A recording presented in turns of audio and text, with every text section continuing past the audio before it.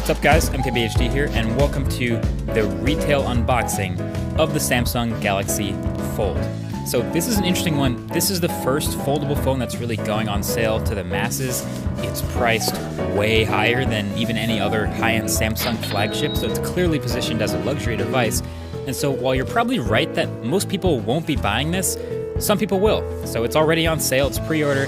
So this is what people paying that $1,980 will get in the box, plus a few bonus second impressions. So if you haven't already seen my detailed first impressions video, boom, it's up there in the corner, or it's the first link right below that like button. So you're about to see a bunch of examples of Samsung trying really hard to make you feel like your money was well spent. So the presentation of the box, as you've seen, within a box, it's awesome, it's super extra. The thin box on the top is the phone, believe it or not, but we're gonna put that to the side for a second because you do get some other stuff. So in this pouch here at the top, there's a two-piece Kevlar case and a SIM card ejector tool, and we'll get back to that case in a minute. Then in this little AKG sleeve here at the top, there are a pair of Samsung Galaxy Buds. So these are the $139 wireless earbuds that you could consider AirPods equivalents in the Samsung or Android world. Pretty big inclusion here if you ask me, and since the Galaxy Fold doesn't have a headphone jack, this is one step closer to committing to wireless. There's no other dongles, just straight up wireless headphones.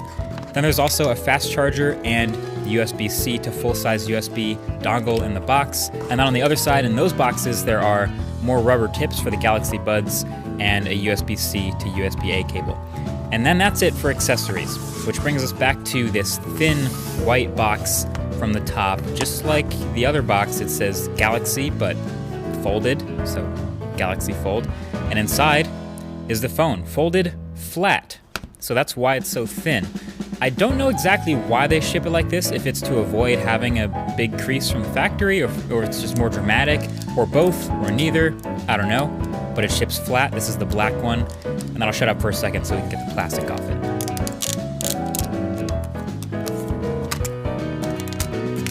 Always fun. So booting it up for the first time, the setup process is pretty much identical to the Galaxy S10 or any other Samsung phone. You sign into your Google account, you sign into your Samsung account. You can do this on the front screen or on the inside screen, but like I said in the first impressions video, that keyboard is kind of small, so I prefer the bigger screen. And then by the end of it, eventually, you end up in the Galaxy Fold with this smart, stock, black butterfly wallpaper with the pitch black pixels around the edges and the middle. That is the unboxing experience. Now about that case it came with. So any case for the Galaxy Fold that anyone makes will either have to be foldable or come in two pieces. This seems like the smart way to do it. It's a two-piece Kevlar sort of flexible material, but it avoids that huge hinge and it has no moving parts. It has adhesive, of course, also on the inside that you can line up to attach it, but you don't actually have to use the adhesive if you don't want to. I found the installation goes on and comes off just fine. And yeah, it gets a little more protected and a little uglier with the case on it, kind of like with any other case. Okay, last thing I felt the need to demonstrate in this quick unboxing and second impressions is just how solid these magnets are. I didn't have a mic at the first impressions, but now I do have one, so.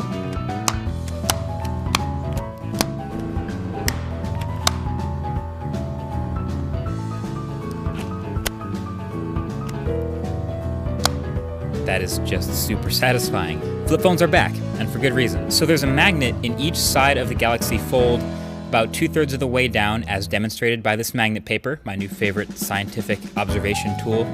And they're pretty strong. So they're so strong that they have a bit of a field effectively outside of the phone itself, strong enough to pick up metal objects and things like a bunch of washers, nails, or even whole bags of nails, keychains, and I even had a small wrench that worked, and an Apple Pencil, which of course has a piece of metal in it for the iPad's magnet, that worked, and a really, really big Allen key. It's made of metal, and it can pick it up. This magnet is for real. So just had to share that, a little proof from what I was talking about from the last video. Again, I'll link that below. Still forming all of my thoughts, but man, this thing has really distracted me from the P30 Pro I've been using.